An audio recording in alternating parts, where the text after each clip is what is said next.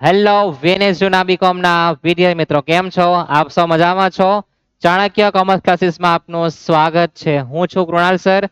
આપણે જો છે TY BCom sem 5 paper number 6 advance accountancy auditing paper number 6 જેમાં આપણે 4 પાર્ટ જોયા છે.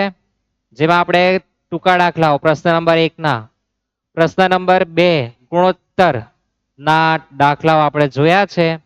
આજે આપણે ચર્ચા કરવાના છે રોકડ પ્રવાહ પત્રક. જે આપણે સૂચના આપી હતી કે રોકડ પ્રવાહ પત્રક અને ભંડોળ પ્રવાહ પત્રક એ એકબીજાના ભાઈ છે, બરાબર ને? આપણે ચર્ચા કરી જ છે નહીં. તો રોકડ પ્રવાહ પત્રકમાં ક્યાંથી ગણવાનું, શું ગણવાનું, અત્યાર સુધી જો બાકી રહી ગયું હોય તો હજુ 3 દિવસ છે. આપણી મહેનત જિંદાબાદ. ઓકે, તો રોકડ પ્રવાહ પત્રકમાં 3 પ્રવૃત્તિઓ છે. પહેલું છે કામગીરી, બીજી પ્રવૃત્તિ છે રોકાણ પ્રવૃત્તિ અને ત્રીજું છે નાણાકીય. રોકડ પ્રવાહ પત્રક ટૂંકમાં આપણી પર કેટલા રૂપિયા આવે અને કેટલા રૂપિયા જવાના છે અને વર્ષના અંતે આપણી પર કેટલા રૂપિયા વધે તે આપણે 3 એક્ટિવિટીમાંથી જોવાનું છે. કે કામગીરી પ્રવૃત્તિમાંથી ઉદ્ભવતો રોકડ પ્રવાહ, રોકાણ પ્રવૃત્તિ અને નાણાકીય પ્રવૃત્તિ. કામગીરી પ્રવૃત્તિ એટલે ટૂંકમાં જેમાં આપણે નફા નુકસાન ખાતું જેની અસર આપણે કામગીરી પ્રવૃત્તિમાં આપવાની છે. રોકાણ પ્રવૃત્તિમાં આપણી જે પણ મિલકતો હશે કેટલી વેચી કેટલી ખરીદીની અસર આપવાની છે.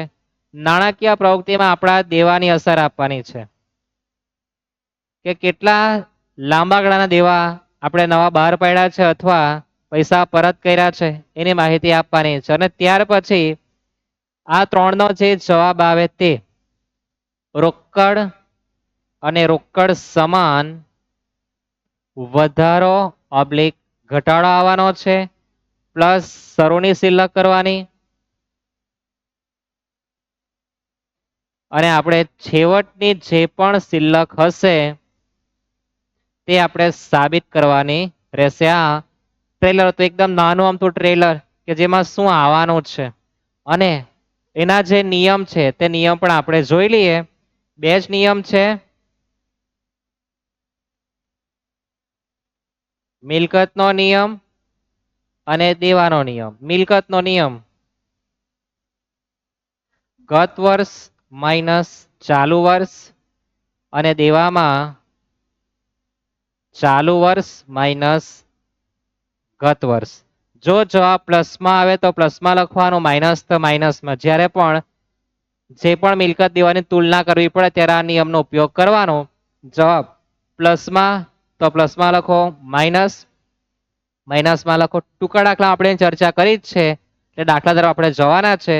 આજનો જે લેક્ચર છે એમાં આપણે રોકડ પ્રવાહ પત્રકના સૌથી મહત્વના ઇમ્પોર્ટન્ટ દાખલા જોવાના છે જે પરીક્ષા દ્રષ્ટિએ અતિ મહત્વના છે. એન્ટિક દાખલાઓ છે, પૂછાવાની પૂરેપૂરી સંભાવના પણ છે એટલે પૂરેપૂરા લેક્ચર જોવાનો. ભંડોળ પ્રમાણપત્રકને આંખ બંધ કરે તો પણ વાંધો નહીં, પણ રોકડ પ્રવાહમાં તમારે ખુલ્લી રાખવાની. જેટલા પણ એન્ટીબાયોટિક હવાલા છે, જેટલા બી કન્ટિન્યુ આવવાના છે હવાલા, દરેક દાખલામાં રિપીટ થાય તેવા બધાનો આપણે આજે કન્સેપ્ટ ક્લિયર કરવાના છે. ચેનલ પર પહેલી વખત જોડાયા હોય તો લાઈક, શેર અને સબસ્ક્રાઈબ કરવાનું ભૂલતા નહીં.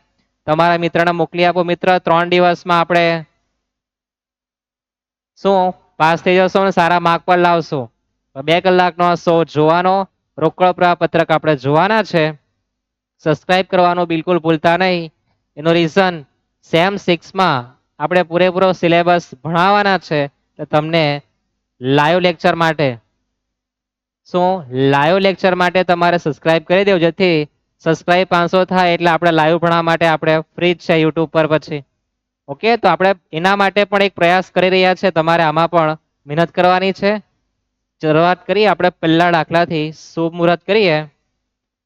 નારિયેળ અગરબત્તી તમે તમારા ઘરે કરી દેજો. પહેલો આપણે દાખલો જોવાના છે. પરીક્ષામાં આ દાખલો 8 માર્કમાં, એની સાથે 6 માર્કનો દાખલો ભંડોળનો પણ હોઈ શકે. પણ 8 માર્કનો હોય. 14 માર્કમાં પૂછાય તો વેલ એન્ડ ગુડ. સૌ પ્રથમ તો સૂચના વાંચવાની કે રોકડ પ્રવાહ ગણવાનો છે કે ભંડોળ પ્રવાહ.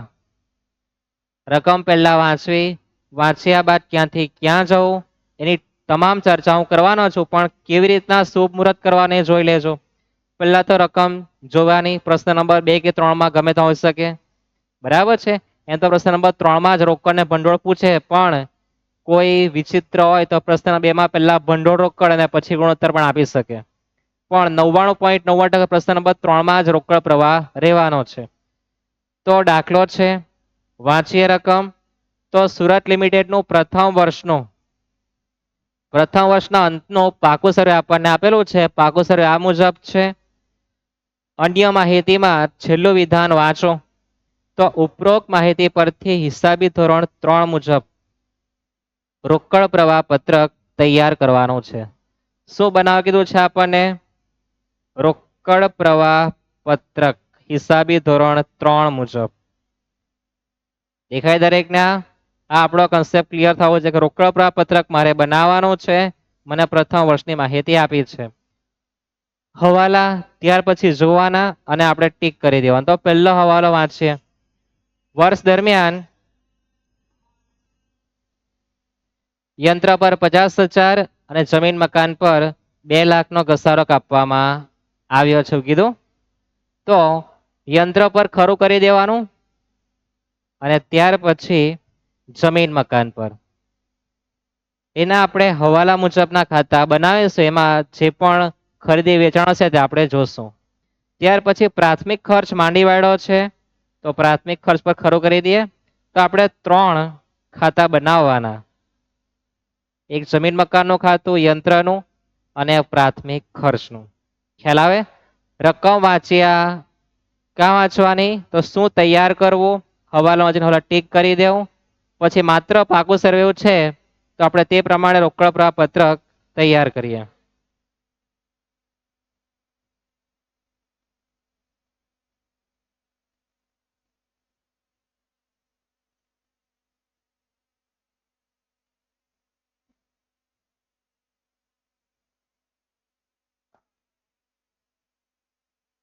રોકડ પ્રવાહ પત્રક વિગત રકમ રકમ.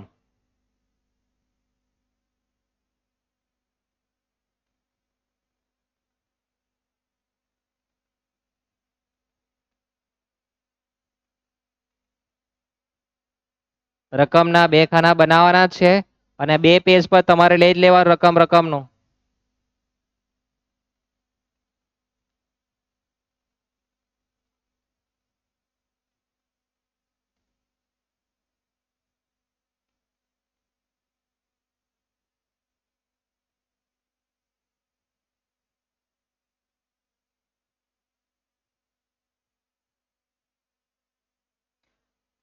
આ આપણું બીજું પેજ છે. આ પહેલું પેજ અને આ બીજું પેજ, જેના પર આપણે વિગત રકમ લખી દઈએ. સૌ પ્રથમ રોકડ પ્રવાહ પત્રક બનાવવાનો છે અને રોકડ પ્રવાહ પત્રકમાં 3 પ્રવૃત્તિ આવે. પહેલી છે આપણી કામગીરી પ્રવૃત્તિમાંથી ઉદ્ભવતો રોકડ પ્રવાહ. શું લખેલું છે? કામગીરી પ્રવૃત્તિમાંથી ઉદ્ભવતો રોકડ પ્રવાહ, જેમાં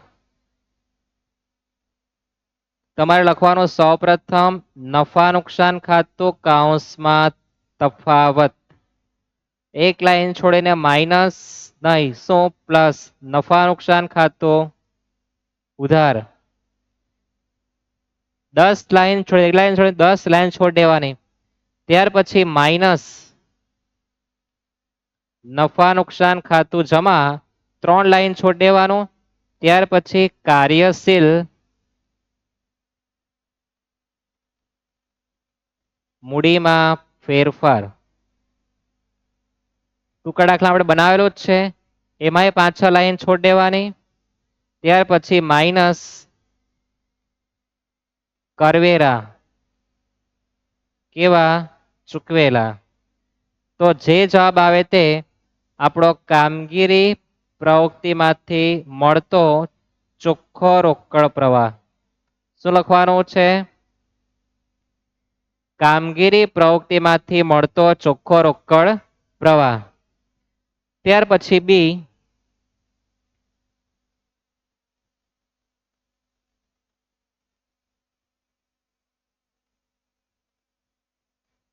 રોકાણ પ્રવૃત્તિમાંથી મળતો રોકડ પ્રવાહ કૌંસમાં લખી દેવો મિલકતો.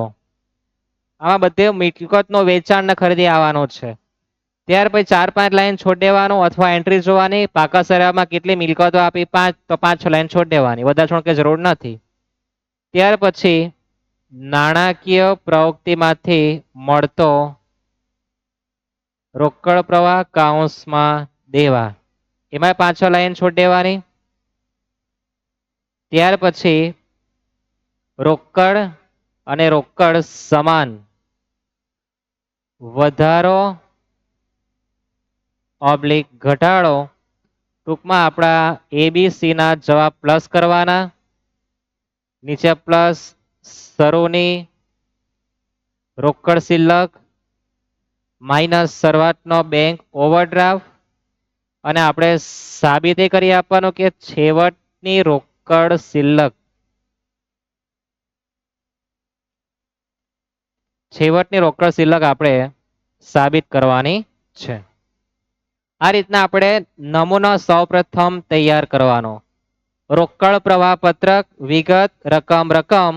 સૌપ્રથમ કામગીરી પ્રવૃત્તિમાંથી ઉદ્ભવતો રોકડ પ્રવાહ, જેમાં શીર્ષક આપવા નફા નુકસાન ખાતું તફાવત, પછી એક લાઈન છોડ દેવાની, પ્લસ નફા નુકસાન ખાતું ઉધાર માઇનસ નફા નુકસાન ખાતું જમા. ત્યાર પછી કાર્યશીલ મૂડીમાં ફેરફાર 6-7 લાઈન છોડ દેવાના. કાર્યશીલ મૂડી ખબર કે ચાલુ મિલકત ને ચાલુ દેવાના સર આપણે અહીંયા આપવાની છે, માઇનસ કરવેરા ચૂકવેલા. તો જે આવે તે કામગીરી પ્રવૃત્તિમાંથી મળતો રોકડ પ્રવાહ. રોકાણ પ્રવૃત્તિમાંથી મળતો રોકડ પ્રવાહ મિલકતનું લખવાનું છે. એનો જવાબ જે આવે તેમાં આપણે રોકાણ પ્રવૃત્તિમાંથી મળતો ચોખ્ખો રોકડ પ્રવાહ લખીશું. ત્યાર પછી નાણાકીય પ્રવૃત્તિમાંથી મળતો રોકડ પ્રવાહ દેવાનું લખવાનું છે, 5-6 લાઈન છોડ દેવાની. રોકડ અને રોકડ સમાન વધારો ઓબ્લિક ઘટાડો, એટલે કે આપણો ABC નો જવાબ જે આવશે તે શરૂઆતની શિલ્લક, જે આવે તે છેવટની શિલ્લક.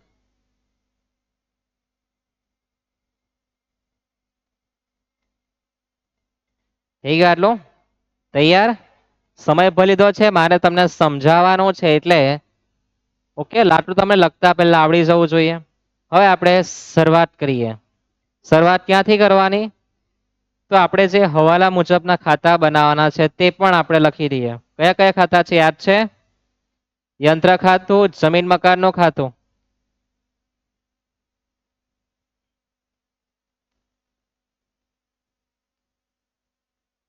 યંત્ર ખાતું છે,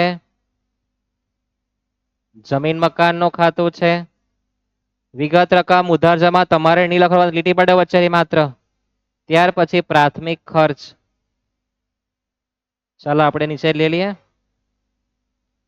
પ્રાથમિક ખર્ચ વચ્ચે બેસાડીએ, એટલે પ્રાથમિક ખર્ચનું ખાતું. સૌપ્રથમ બાકી લખી દઈએ આપણે. ઓકે, તો તમને પ્રથમ વર્ષનો પાકો સર્વે આપેલો છે, એનો મતલબ કે શરૂઆતની બાકી કોઈ કહેવાશે નહીં. યાદ રાખજો, પ્રથમ વર્ષનું પાકું સર્વે આપેલું હોય તો શરૂઆતની બાકી આવશે નહીં, કારણ કે આ બધી રકમ કેવી કહેવાય? અંતેનું પાકું દેખાય દરેક ને, અંતે એટલે છેવટની બાકી કહેવાય. કઈ બાકી કહેવાય? માત્ર છેવટની. તો યંત્ર ખાતાની છેવટની બાકી છે 950. તો યંત્ર ખાતાની ઉધાર બાકી આવે શરૂઆતની, ખબર ને? અને અંતે એટલે આપણે લખવાના છે બાકી આગળ લઈ ગયા. એમાં લખવાના કેટલા છે? કેટલા છે યંત્ર ખાતાના? 950.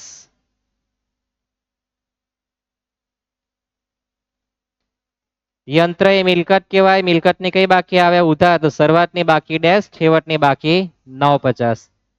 જમીન મકાન પણ મિલકતનો જ ભાઈ છે, બાકી આગળ લાવ્યા ડેશ. બાકી આગળ લઈ ગયા. જોઈ શકો કેટલું જમીન મકાનનું છે? 18 લાખ.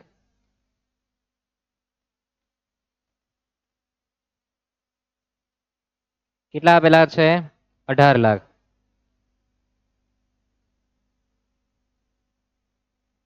ત્યાર પછી પ્રાથમિક ખર્ચની પણ બાકી આપણને આપી છે. કેટલી આપી છે? 40,000. એ પણ મિલકતનો જ ભાઈ છે એટલે શરૂઆતની બાકી ડેશ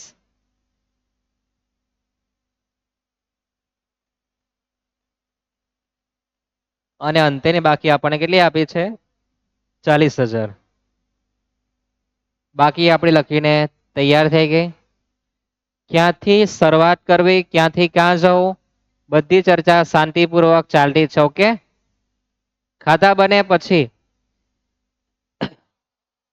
તમારે બાકી લખવાની છે અને બાકી લખે પછી તમારે સૌપ્રથમ અસર ક્યાંથી આપવાની છે? તો પહેલા તમારે હવાલાના દરેક પિક્ચર પૂરા કરી દેવાના. કોના? હવાલાના.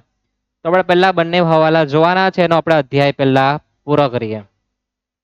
તો પહેલો હવાલો છે, વર્ષ દરમિયાન યંત્ર પર 50,000 અને જમીન મકાન પર 2,00,000નો ઘસારો કાપવામાં આવ્યો.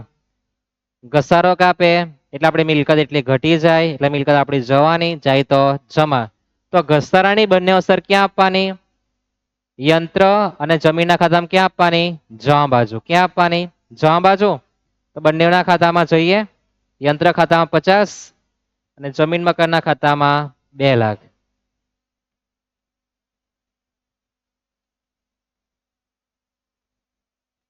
શું ગણેલો છે આપણે? આ ઘસારો. અને ઘસારો ક્યાં લખવાનો આવે? નફા નુકસાન ખાતે. ક્યાં લખવાનો આવે? નફા નુકસાન ખાતે.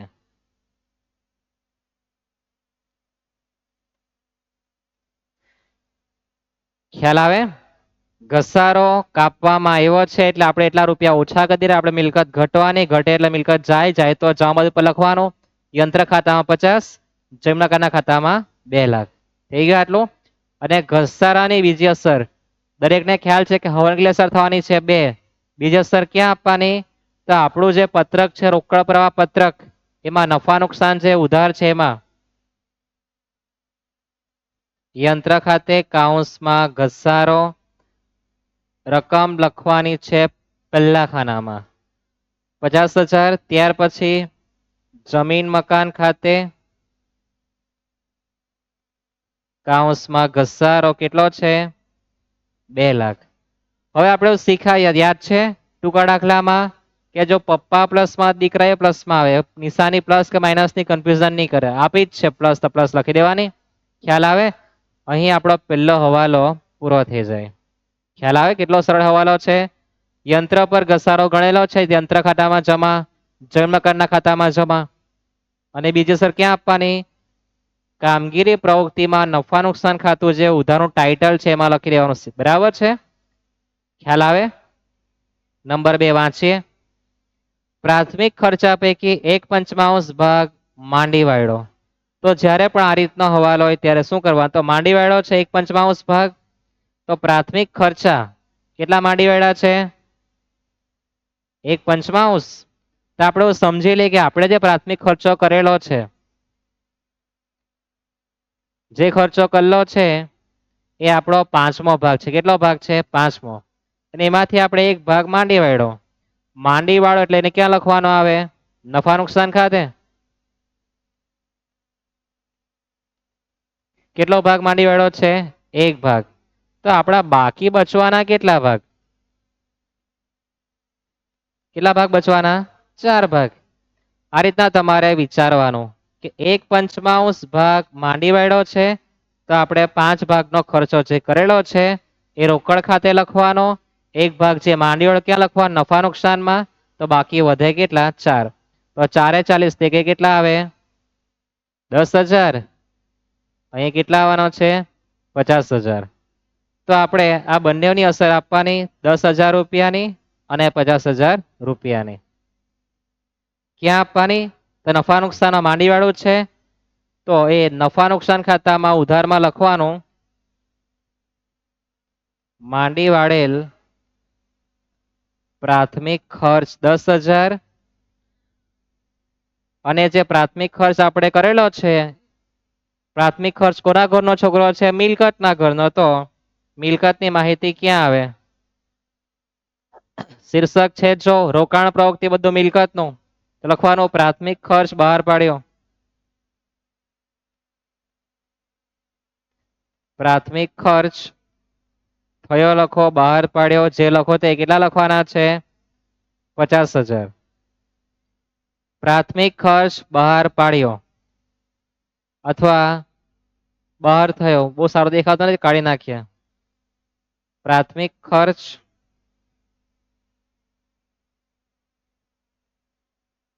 ના ચૂકવ્યા.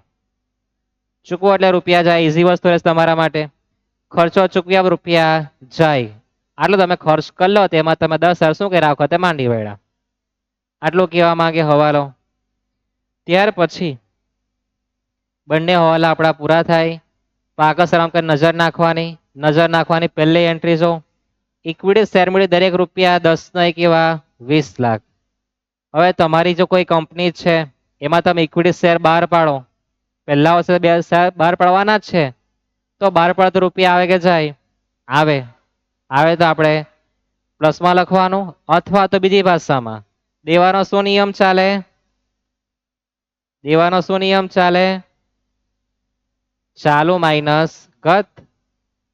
તો આ જે પાકું સર્વે છે ગત વર્ષનું બધું 0 જ છે, તો ચાલુ વર્ષનું બેઠું જ આવે ને 20 લાખ. અથવા તમે તમારી કંપનીના શેર બહાર પાડો, બદલામાં રૂપિયા આવવાના આવે તો તમારે લખવાનું પ્લસમાં. ક્યાં લખવાનું? દેવાના ઘરનું નાણાકીય પ્રવૃત્તિમાં. ઇક્વિટી શેર બહાર પાડ્યા 20 લાખ. તમારી નવી હવે કોઈ કંપની છે, શેર બહાર પાડો, રૂપિયા આવવાના જ છે, આવે તો પ્લસમાં લખવાનું, બહાર પાડે તો. ત્યાર પછી જો આગળ નફા નુકસાન ખાતું 1,50,000, એ તમારે લખવાનું નફા નુકસાન ખાતું તફાવતમાં 1,50,000. ક્યાં લખવા? નફા નુકસાન ખાતું તફાવતમાં 1,50,000. અથવા તો કોઈને નહીં સમજ પડતી હોય તો આપણો નિયમ ચાલુ વર્ષ માઇનસ ગત વર્ષ. ચાલુ વર્ષના 1,50, ગત વર્ષના કઈ જ નથી, પહેલા વર્ષનું પાકું સર્વે છે, બરાબર ને? ત્યાર પછી 10% ડિબેન્ચર, એ પણ આપણે શું કહેવાય? ડિબેન્ચર બહાર પાડલા જ કહેવાય ને.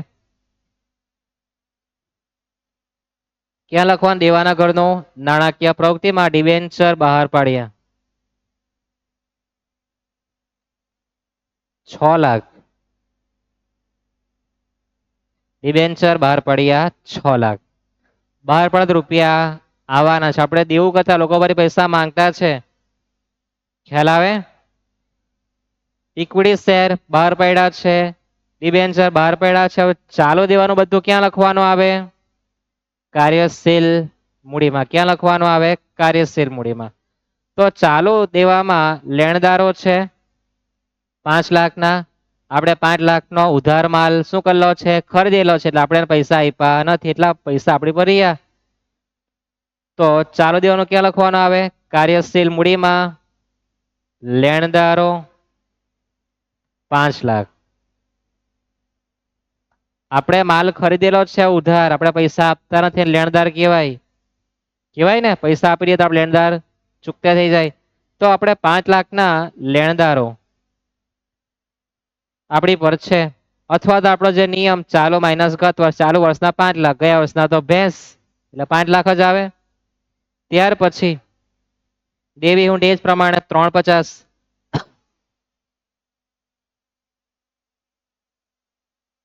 દેવી હુંડી 3,50,000. ત્યાર પછી અન્ય ચાલુ દેવામાં કરવેરાની જોગવાઈ છે, આ યાદ રાખજો. જોગવાઈ ક્યાં લખવાની? નફા નુકસાન ખાતાના ઘરમાં. ચાલુ વર્ષનો છે એટલે કરવેરા જોગવાઈ અને સૂચિ દીઠ બંને ક્યાં લખવાનું? નફા નુકસાનના ઉધારના ઘરમાં. કરવેરા જોગવાઈ 2 લાખ અને સૂચિ દીઠ પણ 2 લાખ છે. કરવેરા જોગવાઈ 2 લાખ અને સૂચિત ડિવિડન્ડ 2 લાખ.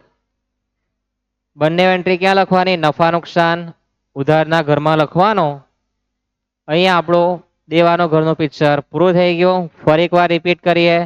તમારું પહેલું વર્ષનું પાકું સર્વે એવું છે એટલે તમે બધા દેવા બહાર પાડલા છે, રૂપિયા બધાના આવવાના જ છે, જવાના કશે નથી. મિલકતમાં આખું ઊંધું ચાલવાનું છે. મિલકત ખરે બધા રૂપિયા જવાના છે. ઓકે, ક્યારે? પ્રથમ વર્ષનું આપેલું હોય ત્યારે.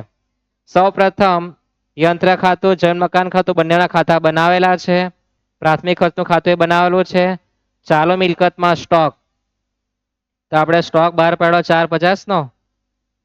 આપણો જે સ્ટોક છે એ આપણે ખરીદી કરલી કહેવાય. શું કહેવાય? સ્ટોકની ખરીદી. 450 લખવાનું કાઉન્સમાં. ક્યાં લખવાનું છે? કાઉન્સમાં. પહેલા વર્ષે આપણે મિલકત ખરીદતા જોઈએ, બરાબર છે. આપણે સ્ટોક ખરીદેલો છે એટલું સમજીએ 450. ત્યાર પછી દેવાદારો છે 5 લાખ.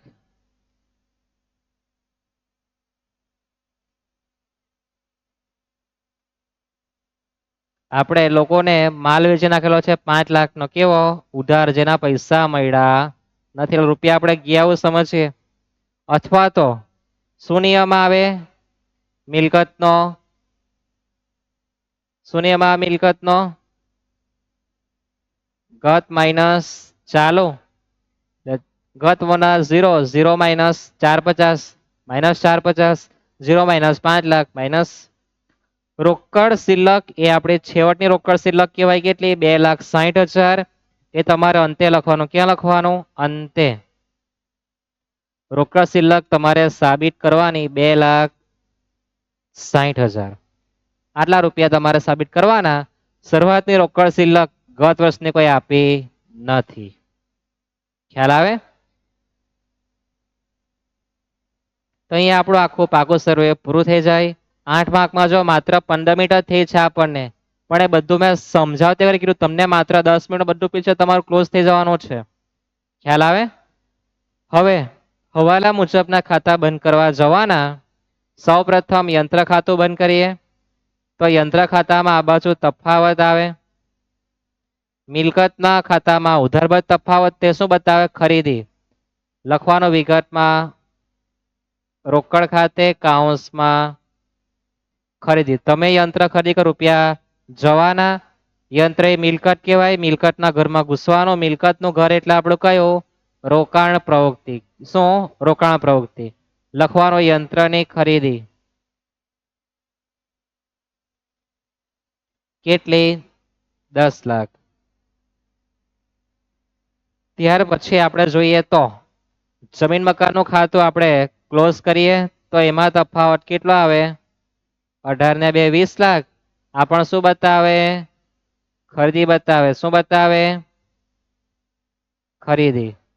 જમીન મકાન પણ મિલકત નો પૈરો. મિલકતનું એટલે ક્યાં લખવાનું?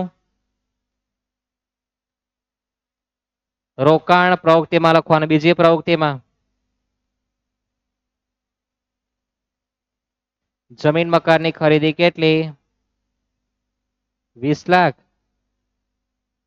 ત્યાર પછી પ્રાથમિક ખર્ચનું આપણું ખાતું બંધ થઈ ગયું છે.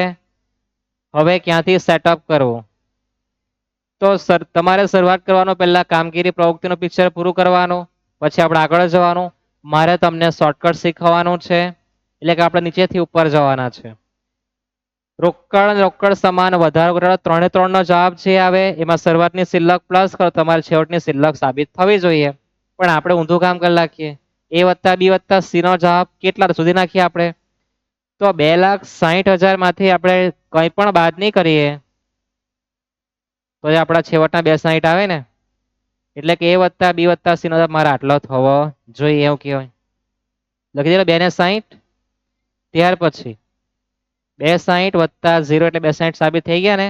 હવે A વત્તા B વત્તા C 3 પ્લસ કરશું આપણે તો આપણો જવાબ કેટલા આવવો જોઈએ? 260.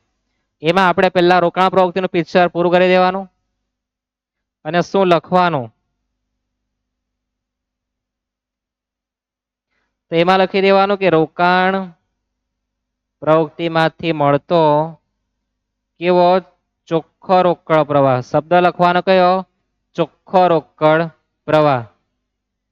ગણી કાઢો જે આવતો હોય તે. તો 10 ને 20 30 લાખ. 30 લાખ માંથી 50 જાય એટલે 29,50,000 બહાર પાડેલા 28,26,000 એમાં શું લખવાનું નાણાકીય પ્રવૃત્તિમાંથી મળતો અથવા ઉદ્ભવતો ચોખ્ખો રોકડ પ્રવાહ થઈ ગયો ત્યાર પછી આપણો જે આ જે જવાબ છે એ આપણે પાટિયા બેસાડીને લાવવાના છે શું કરવાનું છે પાટિયા કે ભાઈ a વત્તા b વત્તા c નો જવાબ કેટલો થાય 2 ને 60 તો આપણે ગણતરી ઊંધી કરવાની ઊંધી એટલે કે કેલ્સીયમ લખવાનું 2 ને 60 પહેલા તો શું લખવાનું 2,60,000 ઊંધી ગણતરીમાં પ્લસ નું શું લખવાનું માઇનસ તો માઇનસ કરીએ આપણે 26 લાખ માઇનસ કરીએ આપણે 29,50 તો આપણો તફાવત કેટલો આવે અને બીજી એક વસ્તુ જે રહી ગઈ તે આપણે આજે ખરીદી કરીએ ને તો આપણા રૂપિયા જવાના એટલે 29,50 શામાં આવે માઇનસમાં આવે શામાં આવે માઇનસમાં જે તમારું બી રહી જાય ને મારું બી લખવા રહી જાય જોઈ લેજો ખરીદી કરતા રૂપિયા જાય તો કાઉન્સમાં લખવા પડે ને 0 કરી દે કેલ્સીમાં લો કેલ્સીમાં પહેલા 2,60,000 પછી પ્લસ છે તો માઇનસ કરો 26 લાખ અને માઇનસમાં જે છે 29,50 તે કરી દો પ્લસ 29,50 તો આપણો કામગીરી પ્રવૃત્તિનો જવાબ 6,10,000 આવવો જોઈએ કેટલા આવવો જોઈએ 6,10,000 હવે આપણે સાબિત કર્યા કરીએ ક્યાંથી મુહૂર્ત કરવાનું તો પહેલા તો આપણે નફા નુકસાન ખાતું નું પિક્ચર પૂરું કરીએ આપણે જે આવે તો અહીંયા સીધી ગણતરી કરી નાખીએ કેટલા આવે તો કેલ્સીયમમાં લખવાનું પહેલા તો 1,50 પ્લસમાં જ છે plus 50,000 plus 2 lakh plus 10,000 plus 2 lakh ફરી પાછા 2 લાખ છે 5 લાખ કાર્યશીલ મૂડીમાં છે પ્લસ 3,50 છે એમાંથી માઇનસ 4,50 એમાંથી માઇનસ 5 લાખ તો 7,10,000 આવે એમ કે બાકી રહી ગયો આપણે લાખ રૂપિયાનું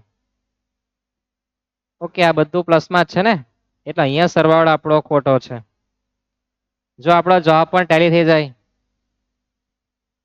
આપણો જવાબ કેટલો આવે 7,10,000 આ કેટલા થવાના 30,50,000 કાઉન્સમાં આવે માઇનસ ચાલે એટલે જો આપણે કશે પણ ભૂલ કરી હોય તે પણ મળી જાય આ ભૂલ તમારા માટે હતી મારા માટે નહીં મારે તમને શીખવાનું કે તમારી કયા પ્રકારની ભૂલ થઈ શકે બરાબર છે તો અહીં બી તમારી ભૂલ થવાની છે કેમ થાય તે પણ તમને કહી દઉં એટલે ભંડોળ પ્રમાણપત્ર દાખલો ગણવો ઈઝી આમાં પ્લસ માઇનસમાં લોચાવવો પડે ચાલુ માઇનસ ગતના પ્રમાણે બધું લખી જ નાખો તમે પણ પછી અહીંયા તમે પ્લસ માઇનસમાં લોચા મારી દો એટલે તમારી ભૂલ કઈ થઈ શકે એ પણ મેં તમને શીખવી જ થાય ને પણ તમારું ટેલી પણ થઈ જાય એમાં એ પણ યાદ રાખવાનું કે કશે ભૂલ પકડાઈ જવાની છે થશે આટલું જે નેક્સ્ટ દાખલા તરફ સબસ્ક્રાઇબ કરવાનું ભૂલતા નહીં મારે તમને એ શીખવાનું કે તમે તમારા દાખલા વડે કઈ ભૂલ કરી શકો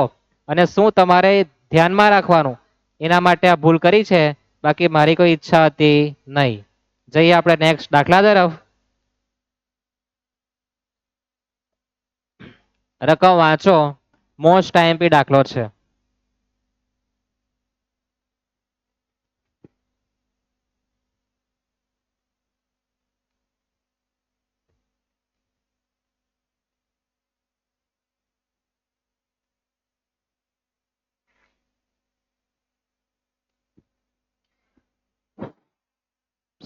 રકમ વાંચો તો મંથન લિમિટેડ તારીખ 31/3/19 તમને પાકસર આપ્યા 3 વર્ષના પાકસર આવ્યા આપણે હમણાં દાખલો કઈ દાખલો હતો કે જેમાં એક જ વર્ષનું પાકસર આપેલો હવે કેટલા પાકસર રહ્યા છે 3 નીચે સૂચના વાંચો 31/3/18 અને 19 નો આપણે હિસાબી ધોરણ 3 મુજબનું રોકડ પ્રવાહ પત્રક બનાવવાનું છે તો આપણને 1 વર્ષની માહિતી આપી 2 વર્ષની 3 વર્ષની માહિતી કેટલા વર્ષની માહિતી આપી 3 વર્ષની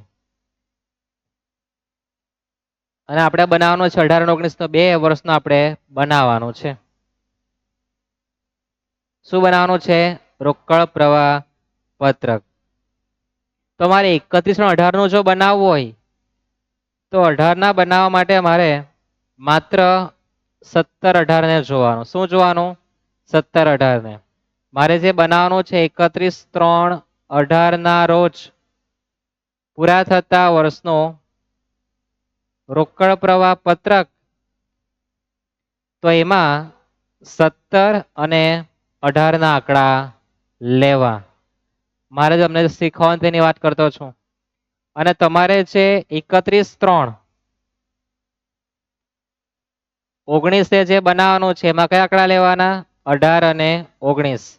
આ તમારું ગત અને આ તમારું ચાલુ વર્ષ કહેવાય.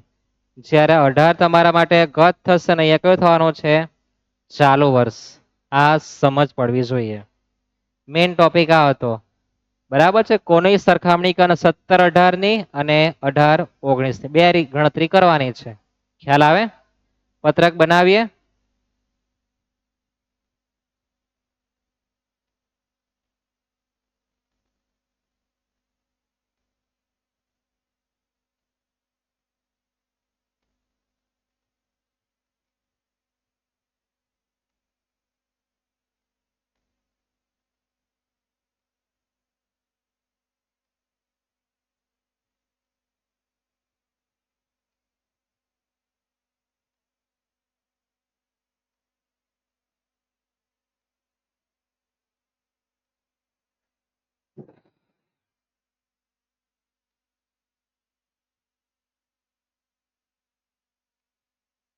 પહેલા બનાવવાનો છે 31 3 18 અને 19 નો. તો પહેલા આપણે શીર્ષક આપી દઈએ.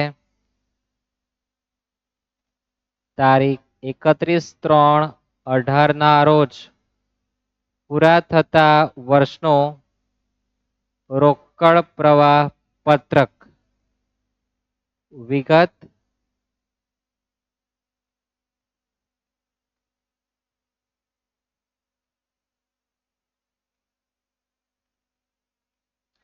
રકમના ખાના કેટલા આવશે?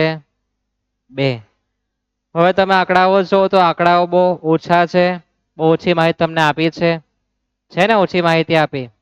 તમારે એટલું જ તૈયાર કરવા જવાનું. બરાબર. શેર મૂડી છે, અનામત છે, લાભકડા દેવા છે. તો એ આપણે 2 પેજનું કરીએ તમને થોડું ઈઝી પડે એના માટે. બીજું આપણે ખોખું બનાવી દઈએ.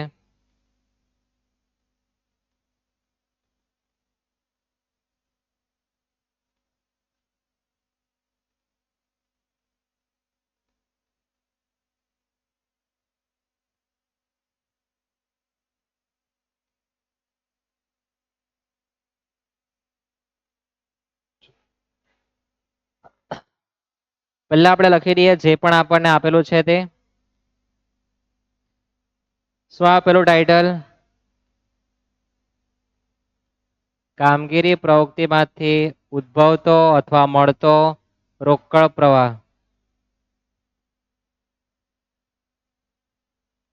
નફા નુકસાન ખાતું કૌંસમાં તફાવત માઇનસ કે પ્લસ નફા નુકસાન ખાતું ઉધાર 5 લાઈન છોડ દેવાનું. માઇનસ નફા નુકસાન ખાતું જમા 3 લાઈન છોડ દેવાનું. પછી કાર્યશીલ મૂડીમાં ફેરફાર અને માઇનસ કરવેરા ચૂકવેલા. તમારો પહેલો જવાબ પૂરો થઈ જાય. કોનો? કામગીરી પ્રવૃત્તિનો. ત્યાર પછી બી, રોકાણ પ્રવૃત્તિમાંથી મળતો રોકડ પ્રવાહ. કોનું લખવાનું આવે? મિલકતોનું. ત્યાર પછી નાણાકીય પ્રવૃત્તિમાંથી મળતો રોકડ પ્રવાહ. એમાં કોણ લખવાનું આવે? દેવાનું. પછી જે આવે તે રોકડ અને રોકડ સમાન વધારો ઓબ્લિક ઘટાડો. એટલે કે ટૂંકમાં એ પ્લસ બી પ્લસ સી નો જવાબ. પ્લસ સરોની રોકડ શિલ્લક. જે આવે તે આપણે છેવટની રોકડ શિલ્લક સાબિત કરવા જવાના છે. ઓકે. તો આ તમારું સ્ટ્રક્ચર તૈયાર થઈ ગયું. 18 નું મારે ગણવાનું. 19 તમારે જાતે બનાવી નાખવાનું. ખ્યાલ આવે? હવે મારે જોવાનું કયું માત્ર 17, 18 નું. સોનું જોવાનું? 17, 18 નું. જેવું 17, 18 નું ગણે તેવું જ ગણવાનું છે 18, 19 માટે, એટલે તમારા માટે હોમવર્ક આટલું. તો આપણે 17, 18 માં જોવાનું, 19 તરફ નજર પણ નાખવી નહીં. પહેલા શું આપેલું છે? ઇક્વિટી શેર મૂડી 1940 અને 1940 ક્યાં જોવું એનો પણ તમારો કન્સેપ્ટ હોવો જોઈએ. શું નિયમ આવે દેવાનો? દેવાનો શું નિયમ? ચાલુ માઇનસ ગત.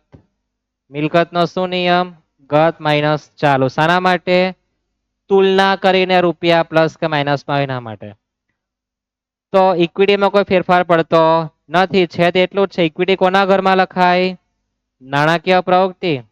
તો લખી મૂકીએ આપણે ઇક્વિટી શેર મૂડી 12 ડેશ, તમને સમજાય એના માટે.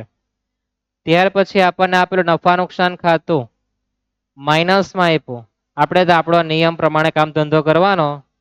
આપણો નિયમ શું કહે? આપણો નિયમ શું કહે દેવા માટેનો? દેવાના ઘરનું જોઈએ ને આપણે. શું નિયમ કહે? ચાલુ માઇનસ ગત. તો ચાલુ વર્ષના કેટલા છે? તો ચાલુ વર્ષના છે 22,80,000 માઇનસ, અને પેલા છે ગત વર્ષના કેટલા? 16,60,000. ખ્યાલ આવે? 18 એ મારા માટે ચાલુ વર્ષ કહેવાય, 17 કયું કહેવાય? ગત વર્ષ. તો આ થવાનું માઇનસ માઇનસ પ્લસ, તો 22,80,000 માઇનસના પ્લસ થઈ જવાના 16,60. તો કરી દો પ્લસ માઇનસ. કેટલા આન્સર આવે જો?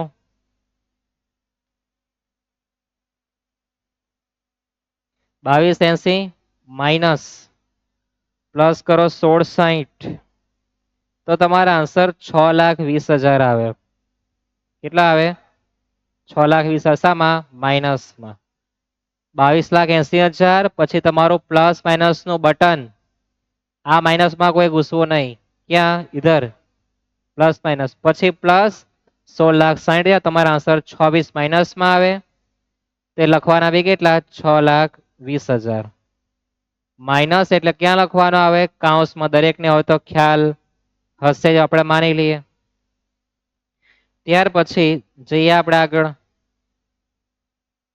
ત્યાર પછી આપણને આપેલું છે લાંબા ગાળાના ઓછીના નાણાં, જેમાં બેંકમાંથી, ટૂંકમાં બેંકમાંથી આપણે લોન લીધી છે.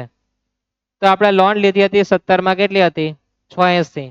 હવે બીજી લોન થઈ ગયેલી 970. લોન વધી ગઈ, રૂપિયા આપણી પર આવવાના કે જવાના? આવવાના. અથવા તો આપણો જે નિયમ છે તે શું કહે? ચાલુ માઇનસ ગત. 970 માઇનસ 86 કરો એમ કે.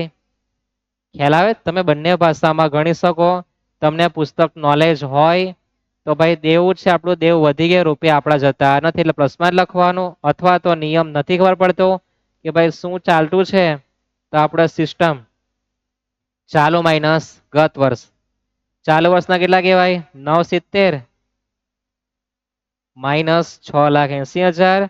તો પ્લસમાં 290 આવે. લોન, લોન ક્યાં લખવાની આવે? નાણાકીય પ્રવૃત્તિમાં. બેંકમાંથી લોન લીધી અને પ્લસમાં લખવાના રૂપિયા કેટલા? 2,90,000. ખ્યાલ આવે? તે જ પ્રમાણે અન્ય લોન.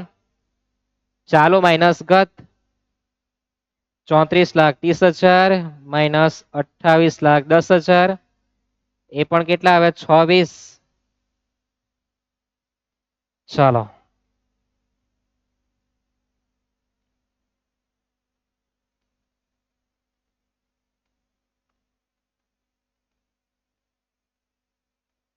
વિગતમાં અન્ય લોન. લોન લીધી છે તો આપણી પર રૂપિયા આવવાના, આવે એટલે પ્લસમાં લખવાનું આવે. કેવી રીતના ખ્યાલ આવે તે પણ સમજી લો ફરીથી. લોન લીધી છે આપણે 2017 માં 28,10,000 ની. બીજી આપણે લોન લીધી, આપણો લોનની રકમ વધી ગઈ, આપણો દેવ વધી ગયો, તો લોન લીધી હશે એટલે રૂપિયા આવેલા હશે. બરાબર છે? કેટલા? 6,20,000. બરાબર સમજાય આટલું? ચાલુ દેવા ચાલુ માઇનસ ગત વર્ષ 540 માઇનસ 5 ને 20 20 આનો તફાવત પ્લસમાં જ આવતો છે અને ચાલુ દેવા કોના ઘરમાં આવે તો ચાલુ દેવા કોના ઘરમાં આવે કાર્યશીલ મૂડીના ઘરમાં કેટલા આવવાના છે 20,000 પ્લસમાં આવવાના છે ખ્યાલ આવે ચાલુ દેવા ક્યાં લખવાના કાર્યશીલ મૂડીમાં આપણો જે નિયમ છે ચાલુ વર્ષ માઇનસ ગત વર્ષ આ મિલકતનું પિક્ચર આ દેવાનું પિક્ચર પતી ગયું આપણે મિલકતનું પિક્ચર જોવાના મિલકતમાં આપણી પર દ્રશ્ય મિલકત માઇનસ ઘસારો ચોખ્ખી મિલકત આપી ચોખ્ખી મિલકત આપણે લખવા નથી આપણે કુલ મિલકત જોવાના છે અને ઘસારો જોવાના છે જોઈએ આપણે તો સૌપ્રથમ તો આપણે મિલકત જોઈએ 17-18 ની મિલકતમાં શું એમ લાગે ગત માઇનસ ચાલો 35,50,000 માઇનસ 35,60,000 તો 10,000 સામાં આવે મારા માઇનસમાં આવે ને ગણતરી કરજો 35,50 માઇનસ 35,60 10 માઇનસમાં આવે દ્રશ્ય મિલકત નું ક્યાં લખાય રોકાણ પ્રવૃત્તિમાં દ્રશ્ય મિલકતની ખરીદી કેટલી બતાવે 10,000 ખરીદી કર રૂપિયા જાય તો ક્યાં લખવાનું કાઉન્સમાં તમારી ભૂલ થવાની સંભાવના સૌથી વધારે ત્યાં તમને બતાવી છો કે ત્યાર પછી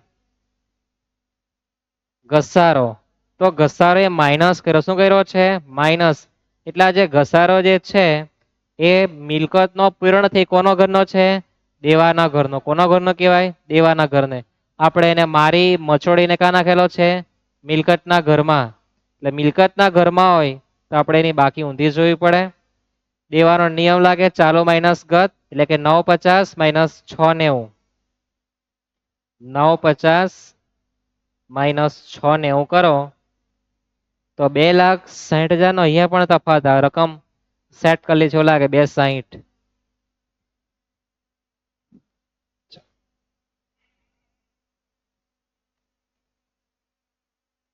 ઘસારા જોગવાઈનો તફાવત નફા નુકસાન ઉધારમાં આવે કોઈ પણ જોગવાઈ નફા નુકસાનમાં ઉધાર કરી દેવાની છે ખ્યાલ આવે આ રીતના અહીંયા લખવાનું છે ત્યાર પછી આગળ જઈએ ચાલુ મિલકત પહેલા હતી 14,30,000 હવે થઈ ગઈ 19,90,000 આપણે મિલકતની ખરીદી કરી કહેવાય અથવા તો આપણો નિયમ ગત માઇનસ ચાલુ 14,30,000 કરો કેલ્સીમાં લખો 14,30,000 માઇનસ 19,90,000 તો 5,60,000 રૂપિયા તમારે શું બતાવે ખરીદી ભાઈ મારું ખરીદી લખવાની આવતી નથી ચાલો મિલકત કાઉન્સમાં 2,60,000 એટલા જ છે ને ના 260 ને 560 છે અને માઇનસમાં છે એટલે કાઉન્સમાં લખવાનું 560 કરવેરા કઈ આપેલા નથી આપણું પાકું સ્વરૂપ ખાલી થઈ ગયેલું છે તમે જોઈ શકો થઈ ગયું છે ખાલી થઈ ગયું છે ને બધી એન્ટ્રી આવી ગઈ આ જ પ્રમાણે તમારે કામ કરવાનું કોના માટે 18-19 માટે જે તમારે જાતે તૈયાર કરવાનું છે હવે બંધ કરીએ આપણે રોકડ શિલ્લક નથી આપીને કઈ નથી આપ્યું બંધ કરીએ આપણે કાર્યશીલ મૂડીનું પિક્ચર બહાર કાઢી નાખીએ તમારે લખવાનું કામગીરી પ્રવૃત્તિમાંથી મળતો ચોખ્ખો રોકડ પ્રવાહ કેલ્સીમાં 6,20,000 કેવા છે માઇનસમાં તો 6,20,000 પછી પ્લસ માઇનસ નું બટન કરવાનું પ્લસ 2,60,000 પ્લસ 20,000 માઇનસ 560 તો તમારું કામગીરી પિક્ચર બહાર આવે 9 લાખ કેટલું આવે 9 લાખ ત્યાર પછી દ્રશ્ય મિલકતમાં તો બહાર 10,000 પોતે જ આવી જવાના છે ત્યાર પછી આ 2 ને 8 9 10 પ્લસમાં આવવાના 9,10,000 એ વત્તા બી વત્તા સી નો જવાબ કરો 9 લાખ માઇનસ ને પ્લસ 10 માઇનસ 9,10 અને આ પ્લસ 9,10,000 તો એ વત્તા બી વત્તા સી નો કોઈ જવાબ ભેંસ કરવાનો શરૂઆતની રોકડ શિલ્લક કઈ આવેલ નથી ડેશ તો છેવટની બી ડેશ જ થવાની આના તમારા 7 માર્ક છે. કેટલા માર્ક છે? 7. હવે એન્ટ્રી ગણી આપણે કેટલી થતી છે. તો આ એક એન્ટ્રી, આ બીજી, ત્રીજી, ચોથી, પાંચમી, છઠ્ઠી, સાતમી, 8 એન્ટ્રી છે. એટલે કદાચ દાખલો 14 માર્કમાં હોય તો તમને 8 એન્ટ્રીના 7 માર્ક આપવાના છે. એટલે કે આ મિલકત અને આ ઘસારા જોગવાઈ કદાચ સેટિંગ કરી નાખે તો 7 જ થવાનું છે. ઓકે, અડધો અડધો માર્ક કરી દે. તો આ તો 17-18 નું 18 વસ્તુ તમારે જાતે બનાવી નાખવાનું. બહુ ઇઝી વસ્તુ છે. એન્ટિક દાખલાઓ છે. લેક્ચર આપણે અહીંયા આપણા પૂરા કરીએ. નેક્સ્ટ છઠ્ઠા લેક્ચરમાં આપણે રોકડ પ્રવાહમાં આ વિશિષ્ટ દાખલા હતા જ્યાં માત્ર એક વર્ષનું પાકું સર્વે આપે તો શું ગણવાનું, 2 વર્ષના પાકા સર્વે આપે તે પછી આવવાનું છે. 3 પાકા સર્વેમાં શું ઘડામણ કરીને આપણે જોઈએ છે અને એમાં ચેન્જીસ શું આવી શકે. આ દાખલા એના મૂકી દે શું ચેન્જીસ આવી શકે તો એમાં કદાચ તમને રોકડ શિલ્લક આપી દે. શું આપે? રોકડ શિલ્લક આપી દે. તમારે સાબિત કરવાની હોય. એ રોકડ શિલ્લક તમારે સાબિત કરવાની હોય. અથવા તો એમાં તો એક બે એન્ટ્રી તમને બીજી ઉમેરીને આપી દે, જેમ કે કરવેરા જોગવાઈ આપી દે, સૂચિત આપી દે તમને. અહીં મિલકત છૂટી ગઈને આપી દે 2-5. બીજું કઈ નવું આપતા નથી, પણ આટલું એડ કરી શકે. સબસ્ક્રાઇબ કરવાનું બિલકુલ ભૂલતા નહીં. મિત્રને શેર કરજો. બીજાના ભલામાં આપણું ભલું જ છે. તો આપણો લેક્ચર આપણે અહીંયા પૂર્ણ કરીએ. સીતારામ.